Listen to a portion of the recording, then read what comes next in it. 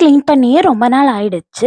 முன்னாடிலாம் monthly once clean பண்ணிட்டு தான் இருந்தேன். இப்போ ஒரு 6 மந்த்ஸ் ஆச்சு ஃப்ரிட்ஜ கிளீன் பண்ணவே இல்ல. ஃப்ரிட்ஜ் எப்போதுமே ஃபுல்லா இருக்குமா, எல்லாத்தையும் எடுத்து வச்சுட்டு கிளீன் பண்ண சோம்பேறிப்பட்டே கிளீன் பண்ணாமலே இருந்தேன். இந்த வீக் வெஜிடபிள்ஸ் எதுவுமே வாங்கிக்கல. இன்னைக்கு ஃப்ரிட்ஜ கிளீன் பண்ணிட்டு அதுக்கப்புறம் போய் வாங்கிக்கலாம்னு சொல்லிட்டு மதியம் போல லஞ்ச் எல்லாம் முடிச்சுட்டு ஃப்ரிட்ஜ ஃபுல்லா கிளீன் பண்ணி திரும்ப எல்லாத்தையும் எடுத்து அரேஞ்ச் பண்ணி வச்சுட்டு ஈவினிங்கா தான் கடைக்கு கிளம்பி இருந்தோம். காய்கறிகள்லாம் வாங்கிட்டு வந்ததுமே எல்லாத்தையும் எடுத்து அரேஞ்ச் பண்ணி வச்சுட்டு இந்த நெட் பாக்ஸ் வந்து அமேசான்ல இருந்து தான் வாங்கியிருந்தேன்.